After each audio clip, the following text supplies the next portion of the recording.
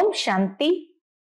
आज 21 अगस्त 2025 के बाबा के अनमोल मधुर महावाक्य सुनेंगे। आज की बाबा की मुरली है श्रीमत और आसुरी मत। बाबा कहते हैं दुनिया के अंदर मनुष्य आसुरी मत पर चल करके दर बदर हो रहे हैं और तुम बच्चे श्रीमत पर चल करके सुखधाम शांति धाम में जाने की तैयारी कर रहे हो। आज की मुरली में बाबा ने श्रीमत का महत्व बताया कि श्रीमत पर जो बच्चे चलते हैं सपूत बनते हैं, धर्म श्रेष्ठ कर्म श्रेष्ठ बन जाते हैं। श्रीमत ही हमें श्रेष्ठ कर्म करने की प्रेरणा देती है, जिससे भविष्य नई दुनिया के अंदर हमारे कर्म अकर्म हो जाते हैं। बाकी बाबा कहे आज की दुनिया आसुरी मत पर चल करके धर्म भ्रष्ट कर्म भ्रष्ट हो रहे हैं। इसीलिए आज की मुरली में बाबा ने बच्चों को यही प्रेरणा दी है कि बच्चे श्रीमत के प्रति कभी गफलत नहीं करनी है, सदा श्रीमत पर चलकर श्रेष्ठ बनने का ही पुरुषार्थ करते रहना है। तो सुनते हैं आज के बाबा के अनमोल मधुर महावाक्य। ओम शांति। मीठे बच्चे, तुम आसुरी मत पर चलने से दर बदर हो गए, अब ईश्वरीय मत पर चलो तो सुखधाम चले जाएंगे। आज की मुरली से प्रश्न है, बच्चों को बाप से कौन सी उम्मीद रखनी है, कौन सी नहीं? उत्तर है, बाप से यही उम्मीद रखनी है कि हम बाप द्वारा पवित्र बन अपने घर और घाट में जाएंगे। घर अर्थात परमधाम, घाट अर्थात नई राजधानी। तो बाप से यही उम्मीद रखनी है कि हम बाप द्वारा पवित्र बन अपने घर और घाट राजधानी में जाए। बाबा कहते हैं बच्चे, मेरे में यह उम्मीद नहीं रखो कि फलाना बीमार है, आशीर्वाद मिले। यहाँ कृपा या आशीर्वाद की बात ही नहीं है। मैं तो आया हूं तुम बच्चों को पतित से पावन बनाने। अब मैं तुम्हें ऐसे कर्म सिखलाता हूं जो विकर्म न बने। बाबा आकर के हमें ऐसे कर्म सिखलाते हैं जो कभी विकर्म न बने। आज की मुरली से पहले गीत बजा है, आज नहीं तो कल बिखरेंगे ये बादल। ओम शांति। रूहानी बच्चों ने गीत सुना। बच्चे जानते हैं अब घर चलना है, बाप आए हैं लेने के लिए। यह याद भी तब रहेगी जब आत्म अभिमानी होंगे। घर जाने की स्मृति भी तब रहेगी जब आत्म अभिमानी होंगे। देह अभिमान में होंगे तो याद नहीं रहेगी। बच्चे जानते हैं बाबा मुसाफिर होकर आया है, तुम भी मुसाफिर होकर आए थे, अब अपने घर को भूल गए हो। मुसाफिर बनकर आए और इस दुनिया में चक्कर लगाते लगाते अपने घर को ही भूल गए। फिर बाप ने घर याद दिलाया है और रोज रोज समझाते हैं, जब तक सतो प्रधान नहीं बने हो तो चल नहीं सकेंगे। घर जाना है तो सतो प्रधान जरूर बनना होगा। बच्चे समझते हैं बाबा तो ठीक कहते हैं। बाप भी बच्चों को जो श्रीमत देते हैं तो सपूत बच्चे उस पर चल पड़ते हैं। श्रीमत पर चलने वाले सपूत बच्चे बनते हैं। इस समय और तो कोई ऐसा बाप नहीं जो अच्छी मत देवे, इसलिए दर बदर हो पड़े हैं। श्रीमत देने वाला एक ही बाप है, परमात्मा बाप ही आकर के हम बच्चों को श्रीमत देते हैं। उस मत पर भी कोई बच्चे नहीं चलते। वंडर है, बाबा को भी वंडर लगता कि इतनी ऊंची मत मिलती तो भी नहीं चलते हैं। लौकिक बाप के मत पर चल पड़ते हैं। यह भी है तो ड्रामा। परंतु बच्चों को समझाते हैं, तुमने आसुरी मत पर चल इस गति को पा लिया है। बाबा ने आकर बच्चों को समझाया कि ये गति, ये हाल क्यों हुआ है। तो आसुरी मत पर चल अपनी इस गति को प्राप्त किया है। अब ईश्वरीय मत पर चलने से तुम सुखधाम में चले जाएंगे। वह है बेहद का वर्षा। रोज समझाते हैं। तो बच्चों को कितना हर्षित रहना चाहिए। सबको यहां तो नहीं बिठा सकते हैं, घर में रहकर भी याद करना है। बाबा हम बच्चों को कितना प्रैक्टिकल बनाते हैं।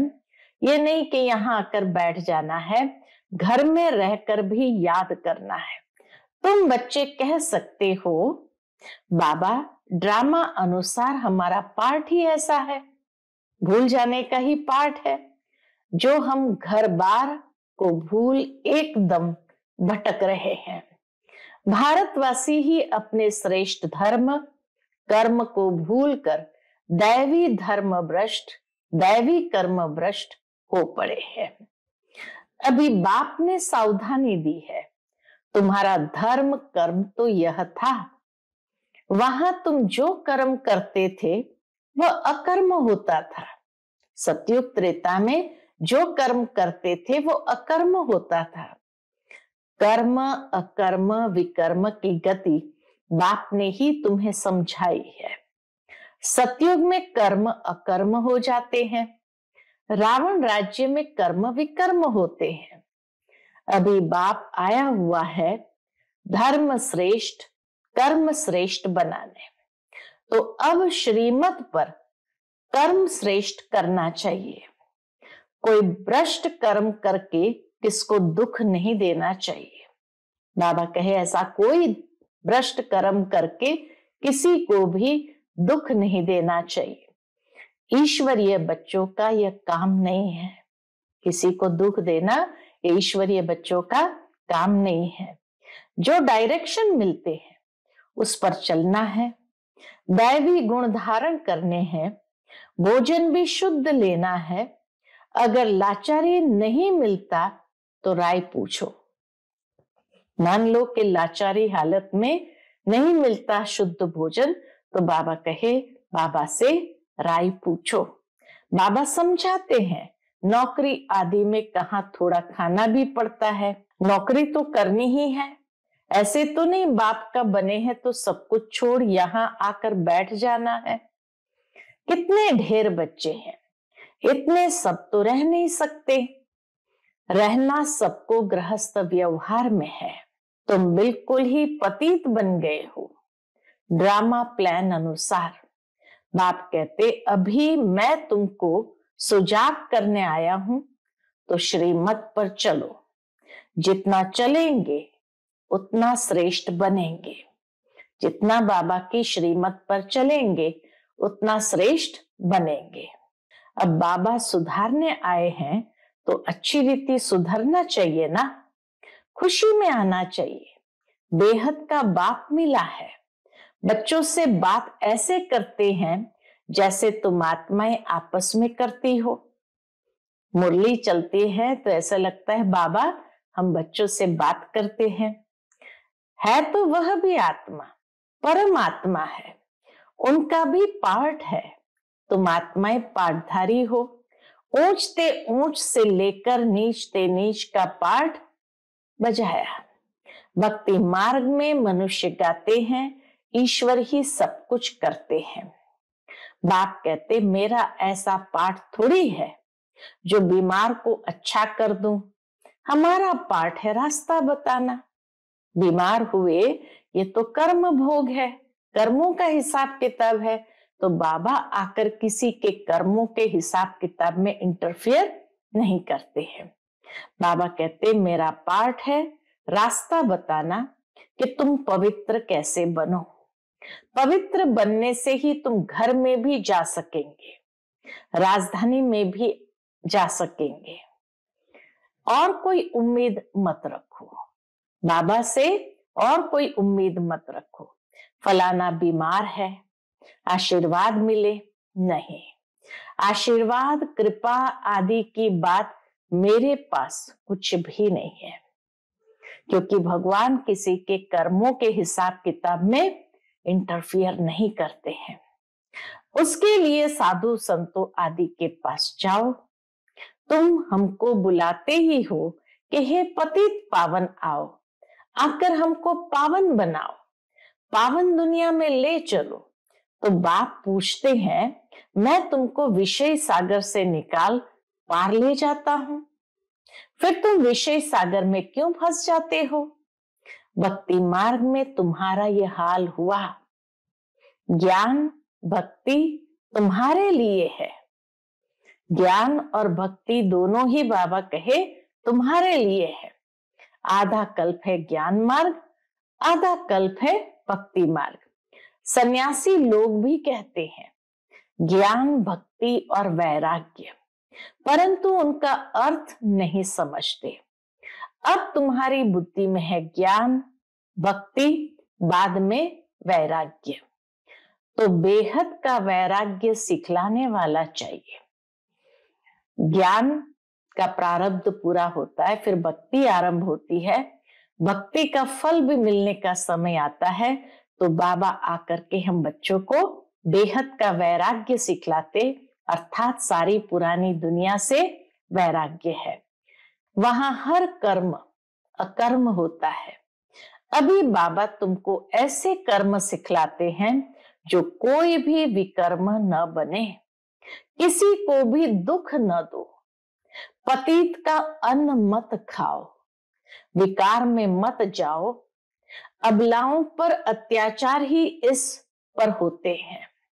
विकारों के कारण ही बाबा कहे अबलाओं पर अत्याचार होते हैं।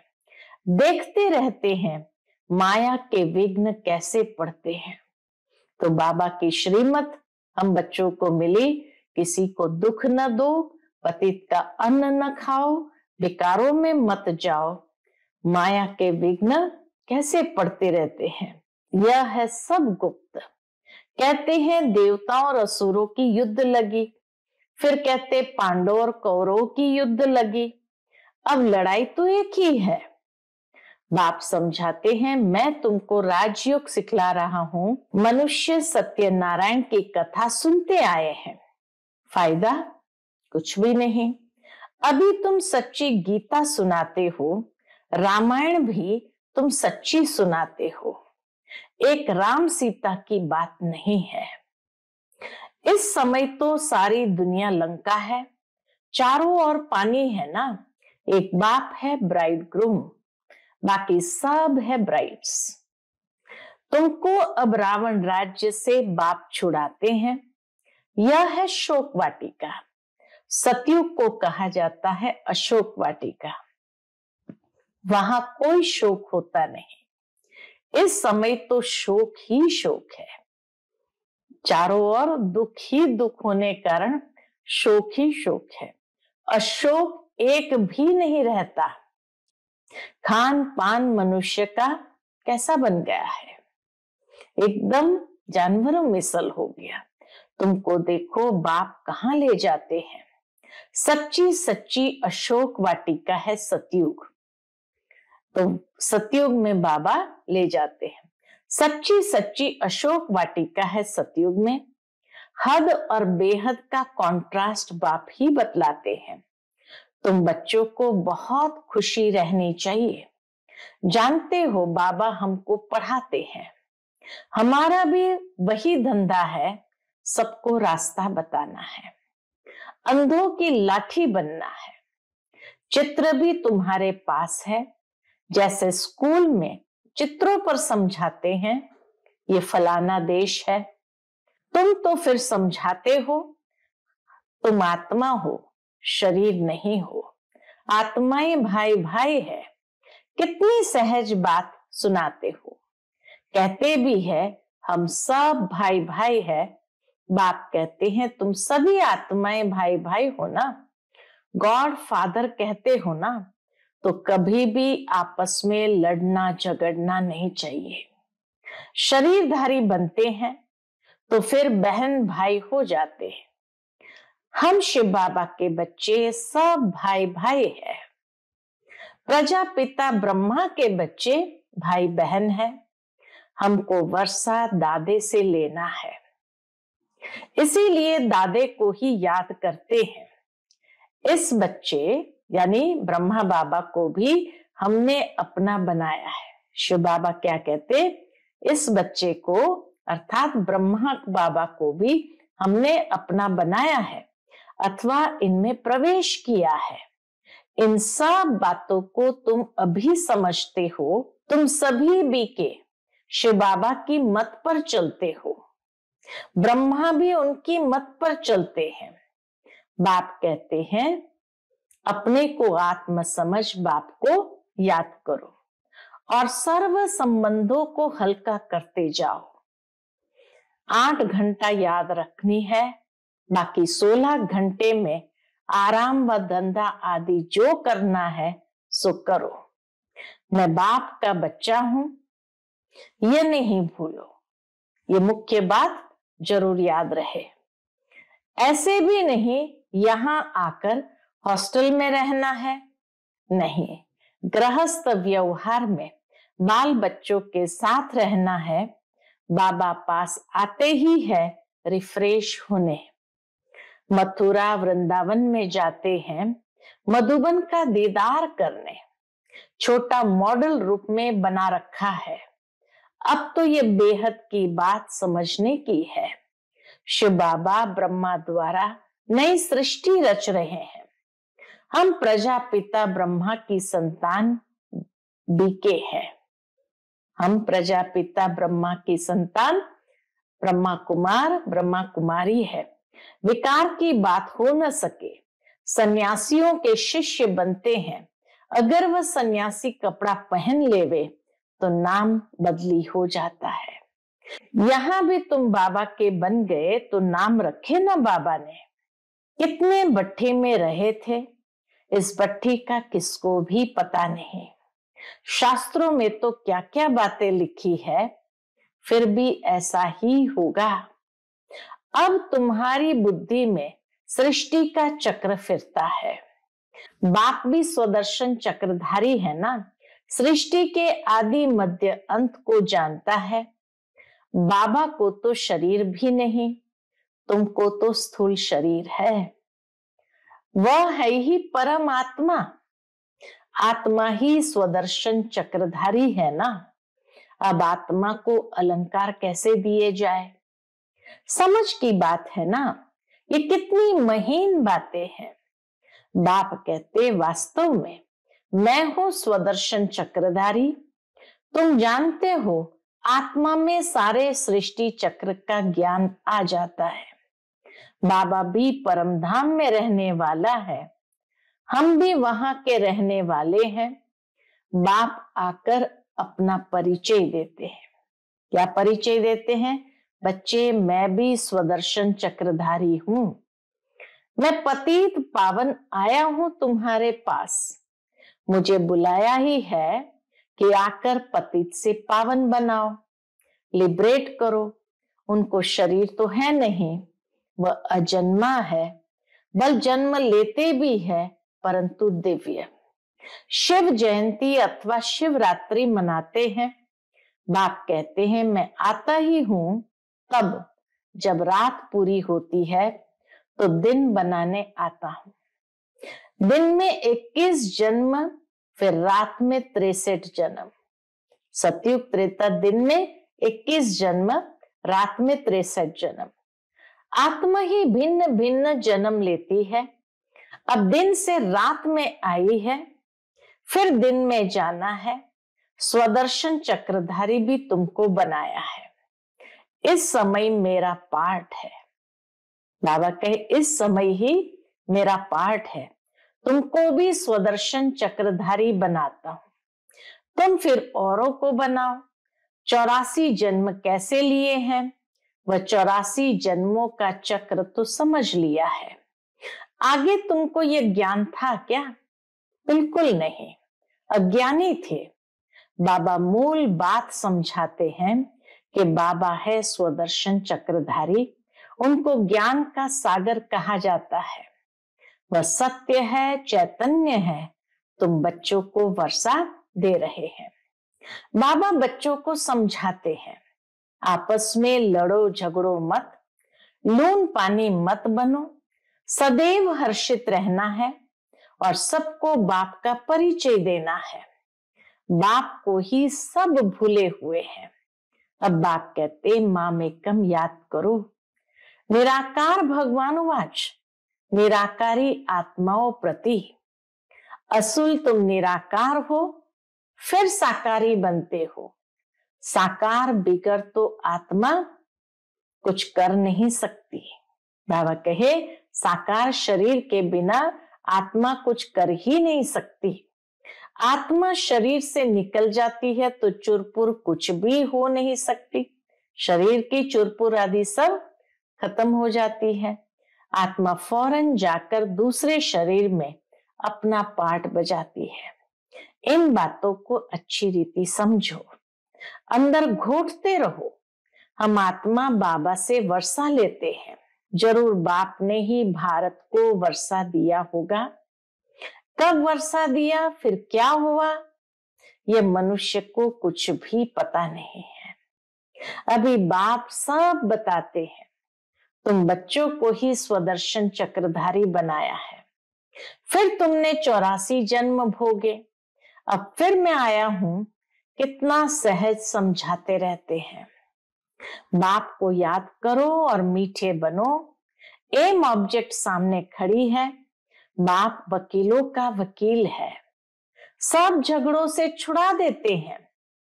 तुम बच्चों को आंतरिक खुशी बहुत होनी चाहिए। अंदर ही खुशी में गदगद होना चाहिए। हम बाबा के बच्चे बने हैं। किस बात की खुशी? कि इस समय हम बाबा के यानी परमात्मा के बच्चे बने हैं।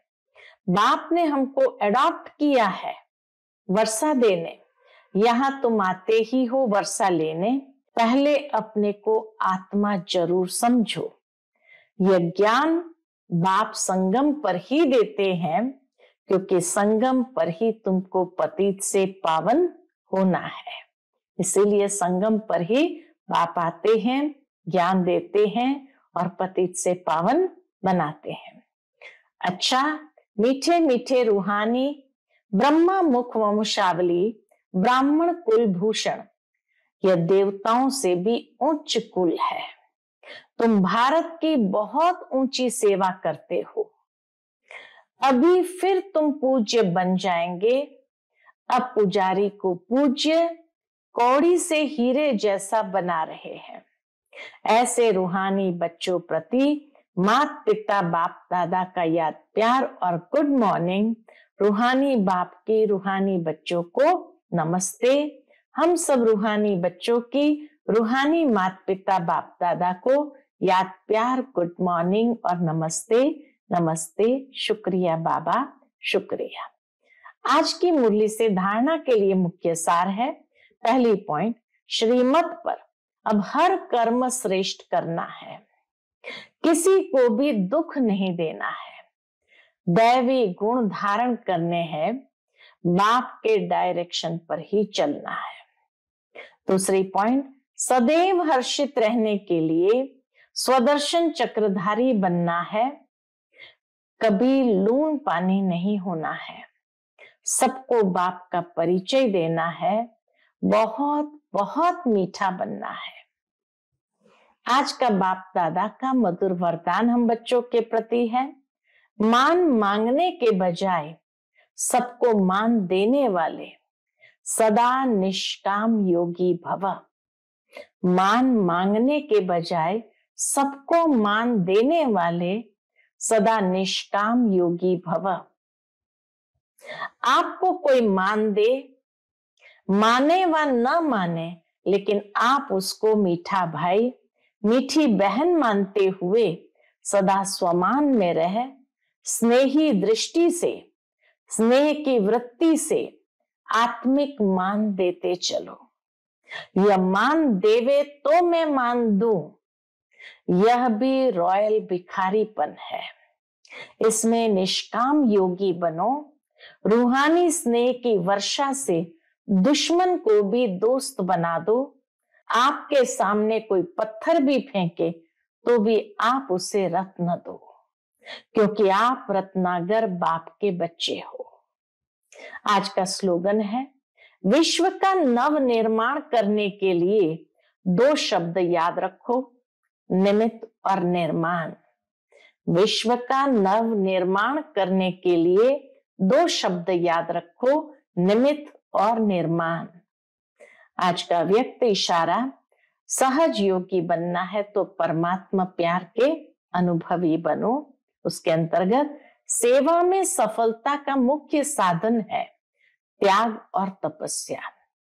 ऐसे त्यागी और तपस्वी अर्थात सदा बाप की लगन में लवलीन, प्रेम के सागर में समाये हुए, ज्ञान आनंद सुख शांति के सागर में समाये हुए को ही कहेंगे तपस्वी। ज्ञान आनंद सुख शांति के सागर में समाये हुए को ही कहेंगे तपस्वी। ऐसे त्याग तपस्या वाले ही सच्चे सेवाधारी है। अच्छा, ओम शांति।